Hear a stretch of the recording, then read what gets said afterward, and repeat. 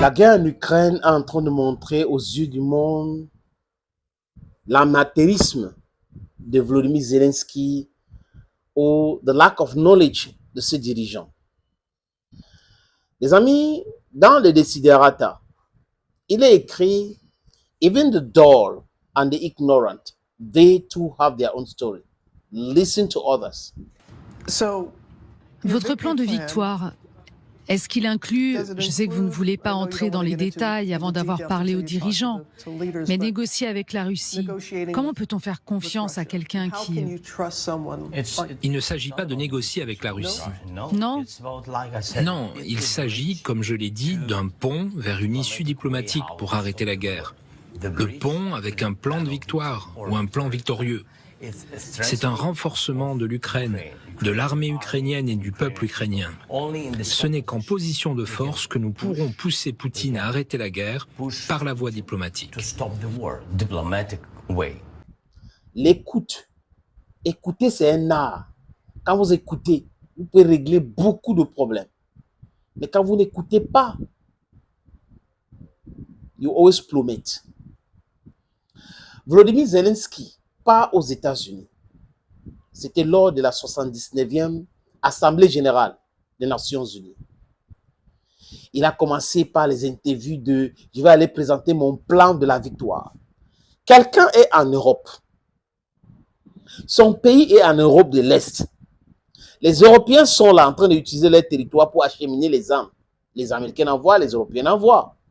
Mais il ne présente pas son plan de la victoire aux Européens. Il part outre-Atlantique pour présenter son plan de la victoire aux Américains.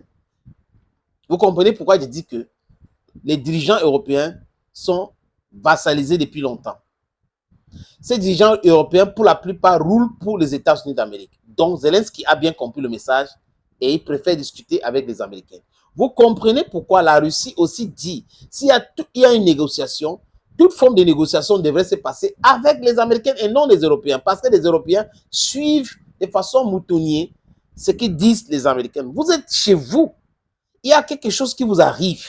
Au lieu de trouver une solution endogène, vous voulez trouver une solution exogène. Vous pensez que vous êtes sérieux? You cannot be serious that way. Never, never. Donc, le mec qui est là à côté de vous, qui souffre, que vous aidez, pas lui aux États-Unis. Et les amis, ce qui est incongru avec Zelensky, c'est quoi? Lors de son interview sur ABC, c'est une chaîne de télévision américaine, une journaliste lui pose la question et Zelensky dit ceci, je le cite, les amis, je pense que nous ne sommes plus, je pense que nous sommes plus proches, voilà, je pense que nous sommes plus proches de la paix que nous le pensons. Dixit Zelensky. Je reprends, j'ai écrit ici, je pense que nous sommes plus proches de la paix que nous ne le pensons. Voilà la déclaration de Volodymyr Zelensky. Vous allez arriver à la paix comment? Quand toi, Zelensky, tu as fait voter une loi à l'Assemblée nationale de l'Ukraine pour interdire toute forme de négociation avec la Russie, ça fait de toi quelqu'un qui n'est pas sérieux. Si tu interdis toute forme de négociation avec la Russie, ça suppose quoi, les amis? Simplement que tu penses que tu vas gagner avec les armes. Maintenant, quand tu avais voté cette histoire, c'est parce que dans ta tête, quelque part, il y avait cette histoire de contre-offensive, l'année dernière en juin, et qu'on te donnait les armes. Et qu'à un moment donné, tu as pensé que ces armes-là étaient des armes plus puissantes et que vraiment, ça devait t'aider à faire des trucs et tout, le miracle devait se produire. Et ce miracle ne s'est pas produit parce qu'il n'y a pas des armes miracles. Ce que les gens regardent à la télévision américaine, télévision européenne, là, c'est l'esbrouf. C'est l'esbrouf.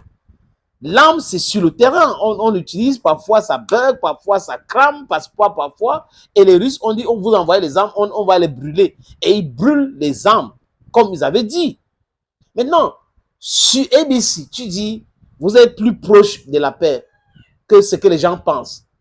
La paix, c'est quoi? Négociation. Et vous devez négocier avec qui? Avec la Russie. Quand la journaliste pose encore la question plus loin, il dit non, pour comprendre les contours, il dit non, on va chercher un pont et tout pour faire la paix et autres. Elle voulait savoir si Zelensky va faire la paix sans la Russie, comme le sommet de la paix que les pays de l'OTAN ont organisé en Suisse, qui ne servait absolument à rien. Olaf Scholz, Eskem et les autres ont dit, mais il faut inclure la Russie. L'Inde avait déjà dit, la Chine a dit qu'elle ne peut pas venir assister à cette forme de sommet sans la Russie, ça n'a pas de sens. Et tu dis à la télé que vous êtes plus proche de la paix que ce que les gens pensent. Et tu pars encore à la Maison Blanche, tu dis que voilà mon plan de la victoire. La victoire dans une guerre suppose quoi? On gagne les batailles et après on gagne la guerre. Mais quand on regarde l'état actuel de la guerre en Ukraine et les informations qui circulent, les Russes ont publié, il y a de cela quelques heures, qu'ils ont capturé une ville ukrainienne à l'est de l'Ukraine avec les images à l'appui.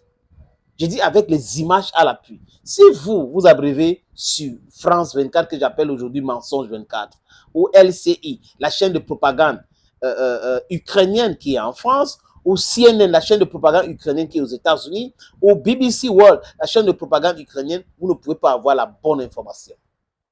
Regardez Al Jazeera, regardez d'autres chaînes. Vous allez comprendre. Regardez les chaînes indiennes, les chaînes chinoises. Vous allez comprendre la réalité sur le terrain, les amis. Les Russes sont en train d'avancer. Lentement, mais sûrement, mais beaucoup plus vite, parce que les Ukrainiens ont fait une erreur de remobiliser les troupes pour aller faire l'incursion à Kursk en pensant que les Russes devaient faire de même. Mais malheureusement, pour les Ukrainiens, ils n'avaient pas encore compris que les Russes sont plus nombreux que eux. Et qu'il n'y a pas de gens qui sont mobilisés en Russie, parce qu'en Ukraine, on a des gens mobilisés à vie. Les déserteurs sont en train de se plaindre aujourd'hui. Voilà les incohérences un peu plus les amis de Volodymyr Zelensky. Mais ce qui est important, c'est qu'il faut la paix. Il faut arrêter cette tuerie-là. Il faut la paix au Moyen-Orient. Il faut que Benjamin Netanyahu arrête de bombarder le Liban, arrête de bombarder Gaza. Il faut des négociations. Il faut que l'Iran arrête d'envoyer les missiles en Israël. Il faut que l'Israël arrête d'attaquer les gens en Iran comme Ismaël Haniyeh. Il faut la paix dans le monde. Pourquoi la paix dans le monde dérange les gens? En tant qu'Africains, nous voulons la paix dans le monde. Et on est contre toute forme de discrimination. Et cette discrimination est pratiquée aujourd'hui par les Américains. Je ne dis pas que, concernant l'Israël, je ne dis pas que l'Israël est passé sur le peuple. C'est Benjamin Netanyahu qui est quelqu'un de très belliqueux. Les amis, thank you and bye bye.